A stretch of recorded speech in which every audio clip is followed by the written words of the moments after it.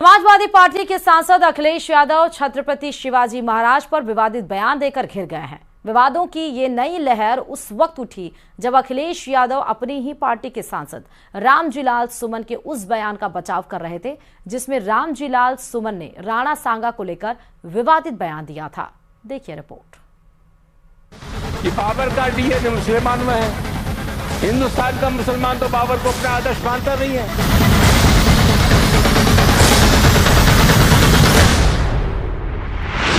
योद्धाओं पर विवादित बयान, छिड़ा सियासी संग्राम।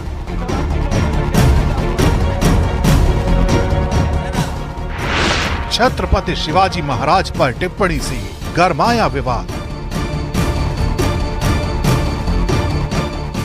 इतिहास के नायकों पर विवादित बयान देकर समाजवादी पार्टी के दो बड़े नेता बुरी तरह फंस गए। पहले रामजीलाल सुमन ने राणा सांगा को लेकर बयान दिया, उसके बाद उनके बचाव में उतरे अखिलेश यादव छत्रपति शिवाजी महाराज पर कुछ ऐसा बोल बैठे कि सियासी संग्राम छिड़ गया। यही वजह है कि अब मामला एफआईआर तक पहुंच गया। ये समाजवादी पार्टी की सोच है, तुष्टीकरण की राजनीति कर रही है। तो कभी वो औरंगजेब के बारे में उनकी महिमा मंडन करते हैं, कभी वो बाबर के बारे में करते हैं। तो ये तो पराकाष्ठा हो गई जी। जिनके आप अपने आप को वंशज बता रहे हो, मुझे लगता है कि आपका नाम कुछ खान होता। रामलीलाल जी की बेचारे की क्या हैसियत है, वो तो अखिलेश यादव के बयान है। अखिलेश यादव ने मुंह में डाला हुआ है, उनके जो शब्द वही बोल रहे हैं। देखिए, जो राणा सांगा पे कोई टिप्पणी करेगा, मुझे नहीं लगता कि वो देश में पनप पाएगा। अखिलेश यादव जी मान लें कि उनका राजनीतिक कैरियर आज से खत्म हो गया। यूपी के डिप्टी सीएम केशव प्रसाद मौर्य ने अखिलेश यादव पर जोरदार हमला किया है। सोशल मीडिया हैंडल एक्स पर उन्होंने लिखा, राणा सांगा का अपमान, औरंगजेब का गुणगान, यही है सपा की राजनीति और इनके मुखिया श्री अखिलेश यादव की असली पहचान। देश के महापुरुषों का बार बार अपमान और देश के दुश्मनों का सम्मान करके सपा ने अपने अंत का रास्ता खुद चुन लिया है। अब जनता ब्याज समेत हिसाब चुकता कर सपा को सजा देकर समाप्तवादी पार्टी बनाने का काम करेगी। और अब आपको सुनवाते हैं कि आखिर अखिलेश यादव के किस बयान के बाद ये सियासी तूफान उठ खड़ा हुआ। कि इतिहास के पन्ने ना पलटें, क्योंकि इतिहास के पन्ने अगर पलटे जाएंगे तो लोग ये भी याद करेंगे कि छत्रपति शिवाजी महाराज जब उनका तिलक होना था तो किसी ने उनका तिलक नहीं किया और हाथ से तिलक नहीं किया गया। सुनने में आ रहा है कि पैर के बाएं अंगूठे से उनका तिलक किया गया था। क्या भारतीय जनता पार्टी इस बात की निंदा करेगी? आज बीजेपी के साक्षी महाराज ने भी अखिलेश यादव पर हमला बोलते हुए कहा कि वो औरंगजेब पर अपने विचार स्पष्ट करें, जबकि समाजवादी पार्टी का कहना है कि बीजेपी के पास मुद्दे बचे ही नहीं। अखिलेश यादव स्पष्ट क्यों नहीं मानते, ये बात स्पष्ट क्यों नहीं कहते? औरंगजेब राष्ट्रभक्त है कि राष्ट्र विरोधी है कि गद्दार है, जिसने भारतीय संस्कृति को धूल धूसरित करने का काम किया था? राणा सांगा का सवाल है, वो बड़े बहादुर थे और करीब 100 से अधिक लड़ाइयां उन्होंने लड़ी है और जो कभी हारे नहीं। कि उन्होंने जिस संदर्भ में बात को इस आगे बढ़ाया, उस पर मुझे बीजेपी से कहना है कि बीजेपी के पास कोई और मुद्दा नहीं रह गया है। इस बीच न्यूज 18 इंडिया के खास कार्यक्रम डायमंड स्टेट समिट में महाराष्ट्र के मंत्री जय कुमार रावल ने छत्रपति शिवाजी महाराज पर अखिलेश यादव के विवादित बयान देने पर करारा पलटवार किया। आज बीजेपी छत्रपति को मानती है। बाएं पैर से तिलक हुआ, उसके लिए बीजेपी माफी मांगेंगे। यानी वो छत्रपति शिवाजी के महाराज के राज्याभिषेक की उस घटना की तरफ इशारा कर रहे हैं। तत्काल माफी मांगनी चाहिए, उनके पार्टी के अध्यक्ष ने भी माफी मांगनी चाहिए और इस घटना के बारे में जानकारी लेके बयानबाजी करना चाहिए। उनपे कड़क शासक कार्रवाई भी करनी चाहिए कि देश में ऐसा नहीं लगे कि कुछ भी बोल सकते और कुछ भी हो सकता है। यानी आप कहते हैं उनके ऊपर कड़क कार्रवाई भी होनी चाहिए। उनपे एफआईआर रजिस्टर होकर उनको तो जेल में बिठाना चाहिए। ये अखिलेश यादव जी ने कहा, क्योंकि अखिलेश यादव जी एक जिम्मेदार व्यक्ति है, वो पूरे विश्व घूमे हुए हैं। राजनीति के वोट्स के लिए वो कुछ भी ना बोले। उधर राणा सांगा पर दिए गए बयान को लेकर समाजवादी पार्टी के सांसद रामजीलाल सुमन के खिलाफ प्रदर्शन शुरू हो गया। यूपी के हाथरस में रामजीलाल सुमन के खिलाफ प्रदर्शन अखिल भारतीय छत्री महासभा और राष्ट्रीय सवर्ण परिषद समेत कई संगठन के लोगों ने समाजवादी पार्टी के सांसद के खिलाफ जमकर नारेबाजी की और उनका पुतला जलाया। कि अगर हमारा डीएनए कभी जांचा जाएगा तो भारतीय निकलेगा।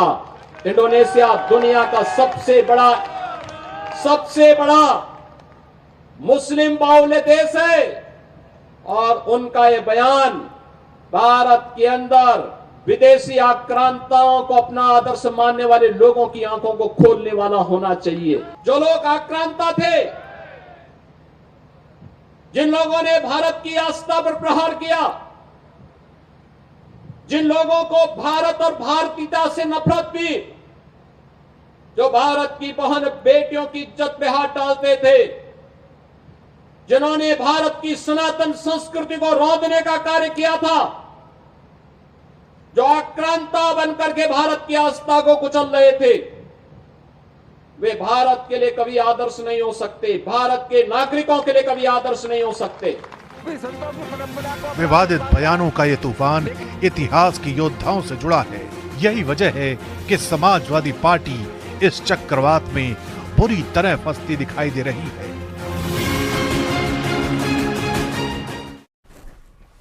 संयुक्त राष्ट्र में भारत ने एक बार फिर पाकिस्तान को करारा जवाब दिया। यूएन में भारत के स्थायी प्रतिनिधि हरीश पी ने यूएन मंच से साफ कहा कि पाकिस्तान बार बार जम्मू कश्मीर पर जो झूठे और बेबुनियाद दावे करता है वो ना कभी सही थे, ना ही है और ना ही होंगे।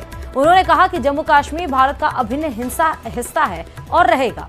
पाकिस्तान को जरूरी है कि वह उस हिस्से को खाली करे जिस पर उसने अवैध कब्जा कर रखा है। भारत ने यह भी साफ किया कि वो इस मंच का दुरुपयोग करने वाले पाकिस्तान के बयान पर लंबा जवाब देना जरूरी नहीं समझते। Compelled to note that the delegate of Pakistan has yet again resorted to unwarranted remarks on the Indian Union territory of Jammu and Kashmir. Such repeated references neither validate their illegal claims nor justify their state-sponsored cross-border terrorism. Jammu and Kashmir was, is, and will always be an integral part of India. Pakistan continues to illegally occupy the territory of Jammu and Kashmir, which it must vacate. We would advise Pakistan not to try to divert the attention of this forum to drive their parochial and divisive agenda. पटवारी परीक्षा में dummy candidate बैठाने के मामले में 2 पटवारियों को suspend कर दिया गया। रेदर के मगरीवाड़ा और डाक पंचायत के पटवारी को सस्पेंड किया गया है। डाक ग्राम पंचायत पटवारी दिनेश कुमार को सस्पेंड किया गया है और वहीं मगरीवाड़ा पंचायत पटवारी दिनेश को सस्पेंड किया गया। दोनों पटवारियों पर डमी कैंडिडेट बैठाने का आरोप है। तहसीलदार मंजू देवासी ने सिरोही से पत्र आने के बाद ही सस्पेंड की पूरी कार्रवाई को अंजाम दिया। पटवारी भर्ती परीक्षा 2021 से जुड़ा हुआ ये पूरा मामला है, जहां एसओजी के निर्देश पर इस पूरी कार्रवाई को अंजाम दिया गया है। दोनों पटवारी का अब उपखंड कार्यालय पिंडवाड़ा मुख्यालय रहेगा। ज्यादा जानकारी के साथ संवाददाता प्रतीक इस खबर से जुड़े हुए हैं। प्रतीक, का बड़ा एक्शन लिया गया है पटवारी भर्ती परीक्षा 2021 में। जी बिल्कुल, देखा जाए तो यह मामला जो है पटवारी भर्ती परीक्षा 2021 में धांधली हुई थी, जहां पर यह 2 पटवारी है दिनेश नाम के जो अभी रेवदर ब्लॉक में जो है तैनात थे, इन्होंने है डमी कैंडिडेट बिठाने का जो इनके ऊपर आरोप था और इनकी एसओजी ने लगातार इन पर कार्रवाई करते हुए जिला प्रशासन को पत्र लिखा। पत्र लिखने के बाद में जो है प्रशासन हरकत में आया और इनको तुरंत प्रभाव से जो है निलंबित कर दिया गया है और निलंबित कार्यकाल में इनका जो मुख्यालय रहेगा वो पिंडवाड़ा ब्लॉक रखा गया है और लगातार अब एसओजी लगातार ऐसे जो डमी कैंडिडेट बिठाने वालों के फर्जी प्रकरण बनाने वालों के खिलाफ जो है एक्शन कर रही हैं। आपको बता दें कि अभी तक एसओजी ने एटीएस सशक्त निगरानी के रूप में 86 राज्य कर्मियों की सेवा को बर्खास्त कर चुकी हैं, जिसमें से 189 अन्य कर्मचारी भी जो है सम्मिलित है, जिनकी धीरे धीरे करके एसओजी उन तक पहुंच रही है और लगातार उन पर कार्रवाई कर रही है। जी, इस बात का पता कैसे चला कि डमी कैंडिडेट बैठाने के एवज में इनको गिरफ्तार किया गया है? कैसे इनका रोल कैसे समझ में आया? जी बिल्कुल, देखा जाए तो एसओजी पिछले लंबे समय से जो इनकी जांच कर रही थी। 2021 में यह दोनों जो पटवारी जो थे इनकी संदिग्ध भूमिका जो है सामने आई थी, इनकी जांच की गई और जिनकी संदिग्ध भूमिका निकली थी, और उसके बाद में जो है एसओजी ने पत्र लिखकर जो है जिला प्रशासन से जो है इनको निलंबित करने की मांग की गई है। ठीक है, बहुत शुक्रिया प्रतीक तमाम जानकारी देने के लिए खबर पे। और चलिए दौसा के बांदीकुई से भी बड़ी खबर आपको बताते चले, जहां सिकंदरा रोड पर सैकड़ों यात्री आक्रोशित हो गए हैं। दरअसल जीप संचालक मनमाना किराया वसूल रहा है, जिस वजह से यहां पर सैकड़ों यात्री गुस्से में हैं। यहां पर आपको बताते चले कि सड़क पर उतरे यात्री बांदीकुई रेलवे स्टेशन के बाहर सड़क जाम कर नाराजगी जताई गई है, जिस तरह तस्वीरें आपको नजर आ रही है। मंगलवार होने के कारण मेहंदीपुर बालाजी में यहां पर श्रद्धालुओं की भीड़ लगी हुई थी। श्रद्धालुओं ने निजी वाहन पर मनमाना किराया वसूलने के आरोप भी लगाए हैं। 50 रुपए की जगह पर हर एक प्रत्येक यहां पर जो भी श्रद्धालु आए हैं उनसे 200 रुपए लिए जा रहे हैं। दूसरी ओर निजी बस एसोसिएशन का भी 6वां दिन धरना यहां पर जारी है। बिना परमिट की जीपों का संचालन के खिलाफ यहां पर धरना प्रदर्शन चल रहा है। चालू है और यहाँ के लोकल गाड़ियों की मनमानी की वजह से उनके बढ़ते किराए की समस्याओं को लेकर के जो है हम लोग नहीं जाएंगे, हम लोग जा रहे हैं धरना प्रदर्शन करने। यहाँ पे हम लोग परेशान है, लेडीज परेशान है, बच्चे परेशान है। कितना किराया मांग रहे हैं प्राइवेट जीप वाले? 100 रुपया। तो ज्यादा जानकारी के साथ संवाददाता आशीष इस खबर पर जुड़ चुके हैं। आशीष, ये मनमाना वसूल क्यों किया जा रहा है?